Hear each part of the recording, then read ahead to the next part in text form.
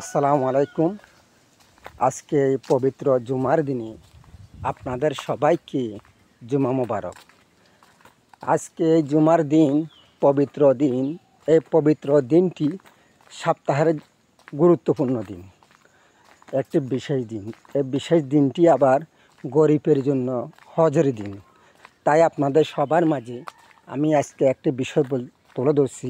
সেটা হলো, আমরা শত ব্যস্ততার মাঝে যে যেখানে থাকি না কেন, আজকে জুমার নামাজটি জামাতে আদায় করার চেষ্টা করব। আর আমরা সকল কাজকে টুরে ঠেলে দিয়ে আজকে জুমার দিনে জুমার নামাজ আদায়ের জন্য পবিত্র মসজিদে একটার মধ্যে আমরা প্রবেশ করব। এটাই। সবাই ভালো থাকুন, সুস্থ থাকুন। আসসালামু আলাইকুম। ভাই, সফলতা পেতে হলে তো অনেক পরিশ্রম করতে হয়, অনেক কষ্ট হয়।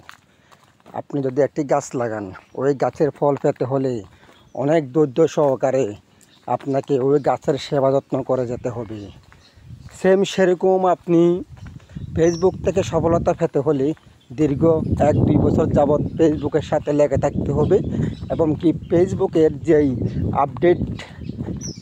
আপডেট যেই ইয়াগুলো দিয়ে থাকে সেগুলো আপনাকে সবসময় ফলো করতে হবে, এবং কি ফেসবুকের গাইডলাইন মেনে চলতে হবে। তো গাইডলাইন মেনে না চললে আপনি কখনও ফেসবুক থেকে ইনকাম করতে পারবেন না, এবং কি ফেসবুক থেকে সফলতার অর্জনও কখনও পাবেন না। তো সেই জন্য ফেসবুকের গাইডলাইন মেনে চলুন, ফেসবুকের সাথে থাকুন, আর আপনার বন্ধুদের পাশে থাকুন। তো ধন্যবাদ। আসসালামু আলাইকুম। ফেসবুকের এমন একটা বিষয়, সেটা হলো, আপনি দেখবেন, আপনি যদি কাউকে ফলো করেন, সে আপনাকে ফলো করবে।